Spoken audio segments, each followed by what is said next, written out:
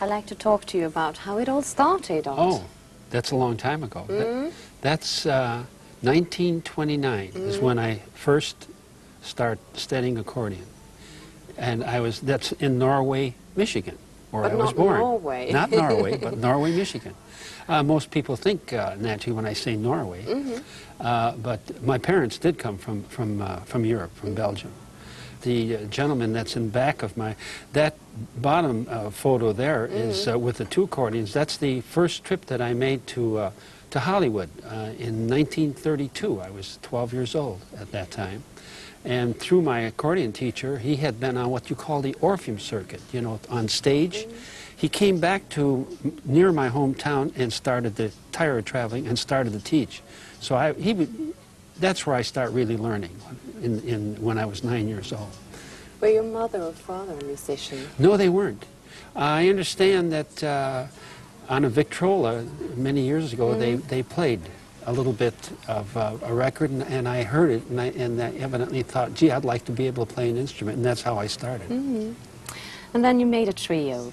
Yes, that's when we moved to Chicago during the Depression, and I started playing myself in taverns and things of that sort.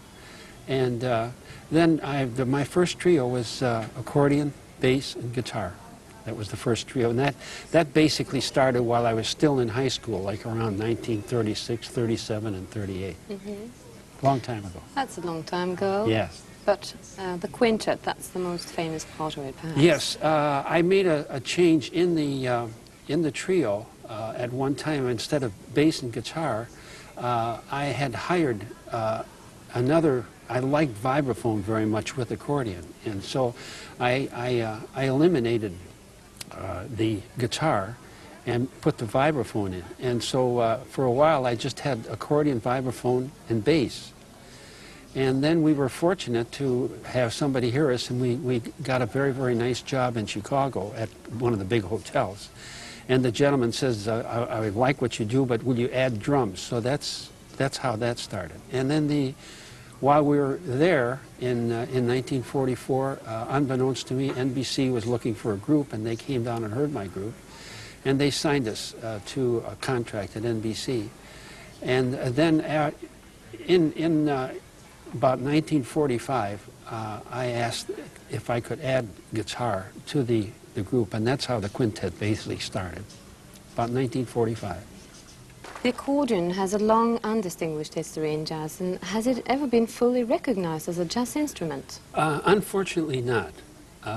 Supposedly, I was the one person that started that.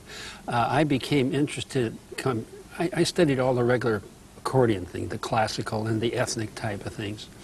But when I was in high school, I started hearing like Benny Goodman. And I thought, why can't I play the accordion like Benny Goodman plays the clarinet? There was nobody to teach it. So I started listening to a lot of records, and I worked with different groups. I worked with a sax player at one time that was very, very good. That's while I was going to high school. So I did develop a certain style that was different. As far as it being in jazz and swing is concerned, my name was brought up. They had the downbeat. They had that accordion in there, and they had it for 10 years. And fortunately, because I was working at NBC, I won it for 10 years. But there were some other fine accordion players from Holland here. Matt Matthews, very fine. Of course, there's many very, very good accordion players.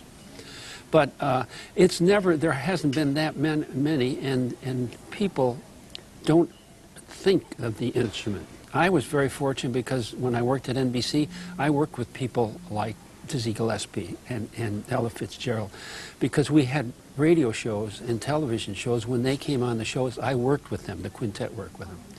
So I've been very, very fortunate that I know these people, and I guess they respect me for what I do.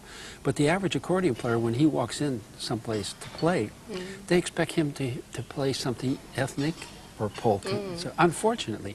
So really the answer to your question, unfortunately, is that to the general public, it's still not recognized as a jazz instrument. In your opinion, do you think that swing jazz has got anything to offer for young people? Oh yes, definitely. But you see, you take swing jazz and so forth. Let's face it, since the rock and roll time has come, almost all different type of music has really taken back, right? So there isn't that much available, unfortunately, and especially in the jazz. So it doesn't go just for any young people. The elimination of the big bands has hurt the musician that wants to play something different. But I think that it's starting to turn around a little bit. I think that things are looking much more better, even for all young musicians. I think that there will be a turnaround. I think the rock and roll thing has had its time. People, I think, are looking for something different for a while. Right on it. When interviewing a performing artist, you like to know the man behind, and this is a part of you. This is the part that I like now. I've always enjoyed naturally performing, but this has become a very, very big part of it. That's the reason why I'm living in the desert. I play golf. It's become a nice pastime for me when I'm not performing. I enjoyed it very much. Have you got any other hobbies? Almost all of them are in sports. I think when I first started, I really would have liked to have been a ball player or been in sports more than into music. But it changed, and I was very fortunate that I'm into music. And now I spend a lot of time in sports of all types. I read somewhere that you had one extravagancy, and that was sports clothing. Oh, clothing? Well, I think as far as I like the casual type dressing. You know, when I first started, we worked nightclubs and everything.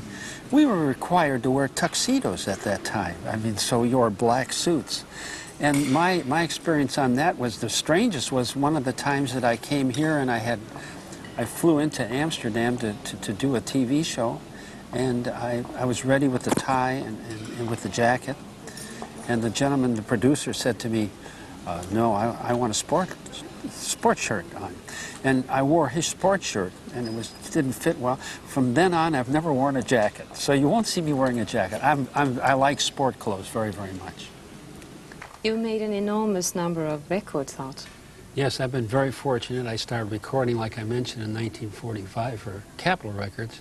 And in 1967, I started recording also in Europe. And altogether, as far as albums are concerned, I've done 42 albums up to this time. I brought one of the Capitol records with me. You did? Well, let's see what it is, okay? Yes, please.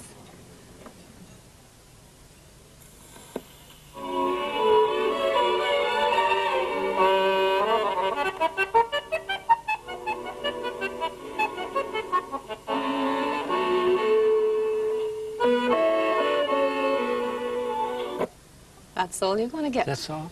I've heard it enough. You do. What was it?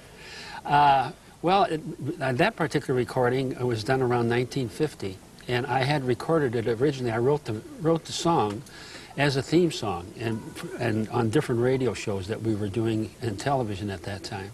And I recorded first with the quintet, and then they asked me to write something also to record it with strings, and that's what you heard there with the NBC String Orchestra. So it was many, many people and disc jockeys that wrote to me seemed to like the song at that time, and they also used it as a theme song, which I thought was very flattering.